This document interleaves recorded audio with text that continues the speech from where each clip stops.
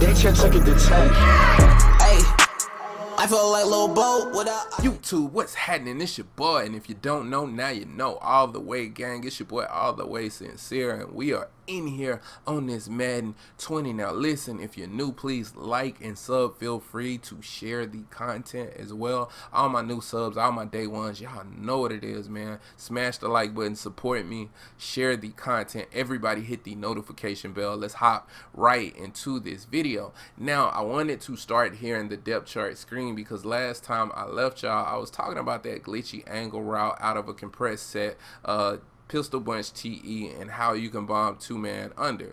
You could do the same thing from shotgun tight offset TE. That's another compressed set. We're gonna look at a set that will have this route spread out far to the right or the left, which is really good because it's more of a problem when it's spread out wide, and I'll talk about why. But I'm looking at the depth chart because it does not matter what your short or medium route running is. All right, it's all about the deep. Okay, you don't have to have a 96. I use Tyreek Hill to illustrate that because you can see he doesn't have high short or medium, but he has high deep route running. Now all you need is a 91. All right, so DeAndre Hopkins, for instance, has a 91. He's able to get this glitchy angle that we need, but Deshaun Jackson has a 90. He's not able to get the angle or the play art that we need, and he would actually get pressed at the line. So that's just a little bit of information when you're going about looking at this video and looking at your personnel on your team, especially if you're playing MUT. Just get somebody with a 91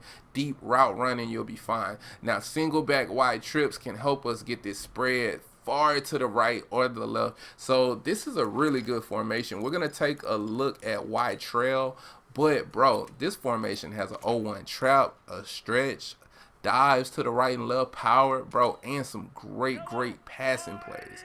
Now, first and foremost, we want to go ahead and look at our two-man under, and you can see we got Tyreek Hill out wide. So that's the play art that you actually need. If you had one of those other receivers over there, it wouldn't angle out as wide and they would be able to jam him. So of course you can see we're able to just boom, hit this player in stride, easy house on a two-man under. So they're never able to call two-man under against this formation because they don't know whether or not you have this in your audibles or whatever the case may be. But let's say they call two-man under and then they try to spotlight you, or like call individual coverage. We're gonna spotlight the receiver and then we're gonna shade to the right. So we're gonna go ahead and shade. Now when we shade this player to the right, then the safety will shade right. So the thing about that is against like those compressed sets, the safety can get out wide enough sometimes to where the safety may be effective, but against this, it's still not going to matter. He's still not going to get out wide enough to be able to defend. They really need to manually move him outside. So that's one of the things I like as well. Now, when you look at a cover two, with this being spread so far out to the right, so wide, then against the cover two, this is also going to be effective. Now, you don't even need the R1 against the cover two. You could take R1 and put him on something like an in route, so you'll have something underneath the hit. The first thing that I would mention is you got this player right here, right? Of course, that's a two-man under, so you're going to be able to hit that.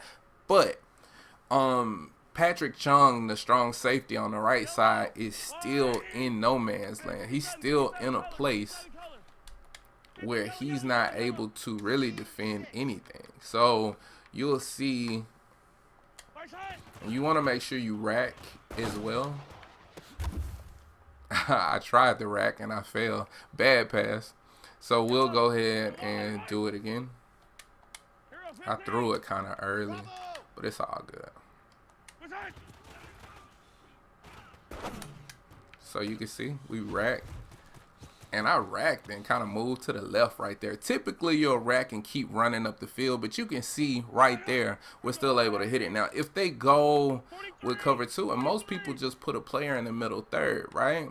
Now, with the middle third, it doesn't matter because still these players are in deep halves, and deep halves are what the problem is against a player like this. I mean, a play like this when you're in cover two. So I'm still able to hit right up the field, no problem against the cover two. Those deep halves aren't gonna do anything. You can see right there. So if you're able to pick up a blitz, for instance, when they're trying to play like a cover two shell with like a middle third, you're still able to bomb them to the outside, and they're gonna have to make some sort of adjustment. They'll have to put that player in the outside third or something. Now, looking at just the regular zones and just some basic adjustments that you can do, because those were the things that I wanted to show, but you kind of got to know some other stuff too, right, to be able to execute this, just in case this is not what's happening every time on the field. You can block the running back, and then you can go in route. That's one way to go against like a cover four to kind of start with, and this will give you an opportunity to hit right over the middle of the field right there. But then another thing that you can do is run that same setup, and then you could actually let this play out. You can see right there we're able to just drop off right below. If we break a tackle, we might get somewhere with it. Now, another thing that you can do, because you always got different setups you can go with. You can streak this player if you wanted to, drag in route like that. We can set up like a mesh concept. So now we're giving R1 the ability to be able to hit behind deep, but we're running a mesh concept low. So that's giving us an opportunity to still be able to hit players right there. And you saw me just like go down in possession, so that way we could just fall on the ground, take it away from that player. But you can hit the player in different spots and he'll be open. Another way that you can set up as well is out route, in route, block the running back. So out route square, in route circle, and then just motion this player over. Now when you motion this player over, this creates a situation where if they don't man up the one of these players to try to take care of this on the inside, you're always going to either be able to hit square or R1 in most zones that are out there. So we'll go ahead and snap the ball, and we'll show you to start with. We can hit this player. Now that curl flat was in no man's land, because I could easily hit that out route too. If y'all noticed, he was open. But now we'll go ahead and call a cloud flat, set it up the same. And what's interesting about this is you would naturally, and hold on, I'll run this play and then I'll call a replay and tell you what I'm talking about. So you can see that on that play, the cloud flat actually went outside to the out route. Now, we could always replay it and show you, because naturally you're going to say, well, I'll man this up, or I'll zone it, I'd user this and take this away. Well, yeah, you could be on this linebacker to take this away, but then now, like, if you commit to this side, now you see I got this player coming back behind where I can throw into this space. But also keep in mind that I put this in route, so I'm creating a high-low read on the backside with this linebacker. So I'm able to just take whatever the defense gives me because I have safety nets right here happening. And then I also have this situation happening. If they play a seam flat to this side, for instance. Hey, Sunday, on Sunday. That seam flat is gonna go with the R1 receiver. You see him go with the R1 receiver. We can easily just dump this off or dump it off to one of the other routes, whatever we need to do. So that'll give us an opportunity for a different type of read. Now we can do all of this against a cover 3, but then also against the cover 3, we can block the running back. We can streak square, streak circle, and then put, not streak circle, streak X, and then put circle on a in route, and that'll give us the chance to bomb as well against the cover 3. But also it's kind of almost like a makeshift screen with Tyreek Hill, because you have your most explosive player on like a little short route. So I'll show you what I mean.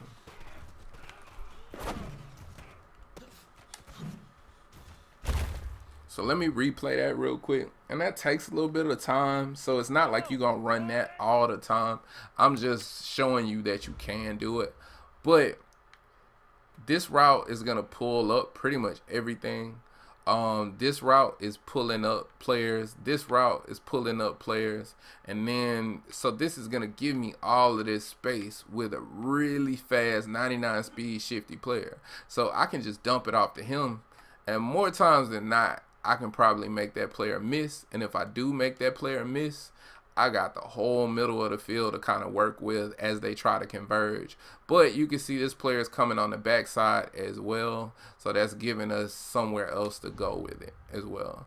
But overall, man, I think this is a really solid play.